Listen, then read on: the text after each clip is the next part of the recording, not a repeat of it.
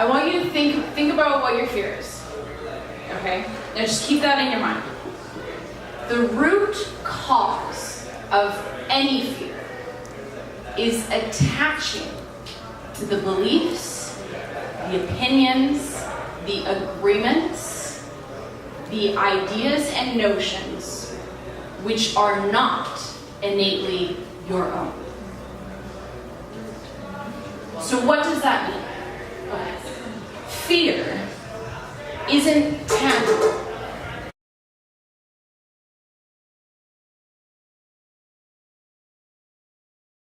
So for instance, if you take your phone, okay, and let's say it's judgment. If you hand me that phone and say, I don't know, maybe you hate my outfit, maybe you hate the tone of my voice and it's just really annoying.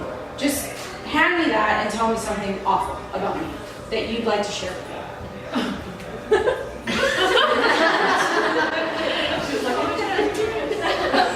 It's okay. Anyone. I'll go. Okay. There you go. So imagine, come up here and then say it out loud, and I want you to put that down in front of my life. I hate that you're the version of myself that I wish to be. Okay. Now, think of her thought, her opinion as this cup. As tangible as this cup. Literally. Figuratively, everything. Okay? It's there. Now, I figured out how to mentally adopt a practice of seeing anything that was intangible in form, whether it was my own thoughts or whether it was someone else's thoughts, opinions, judgments, beliefs, societies, what you should or shouldn't do, what you can or you can't. So now, whether it's positive or negative, I always have a choice. And majority of the time, I don't even pick anything up off the table. So imagine.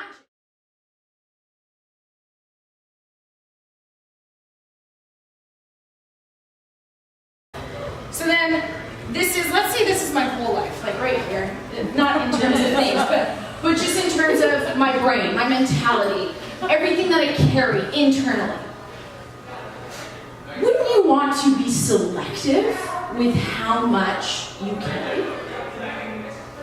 I mean, think about it. Everything, every cup, every spoon, everything that you've ever had that is trash. Imagine collecting that in your bag.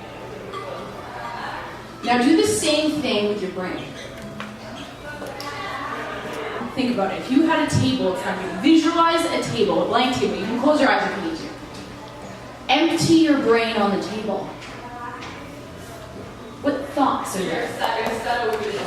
What insecurities are you carrying around with you that you don't know?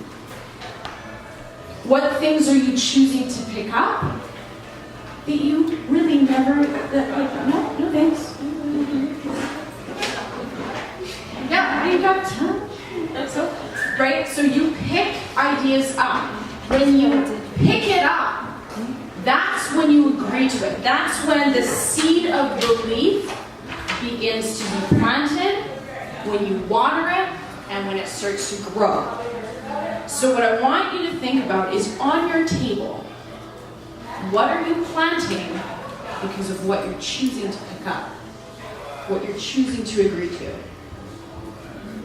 That's how I look at fear. That's how I look at anything that I want or don't want in my life. So when I'm conversing in a conversation and someone says, "My God, I have a choice." That isn't me. But I only feel it, I only experience it when I choose to react by picking it up. Just put it on the table, leave it. How many bags are you carrying around with you? How many? Do you have 80 pounds of weight you could shed out of your brain that you don't need to be carrying around? Like, that's a lot of weight. And think about how much that shows up. If the thought is, I'm not good enough, and it shows up everywhere, that might be 100 pounds. Physically go and take a dumbbell and carry 100 pounds around with you everywhere you go, and you'll get the gist of how your brain, how your physiology, how your hormonal system, how every relationship, friendship, even the relationship that you have with yourself is being hindered or hurt because you're dragging that trail or that train behind you when you want to be in a convertible. Take the Ferrari because you got a choice, right? But I hope that helped. Yes, you can take your cup away.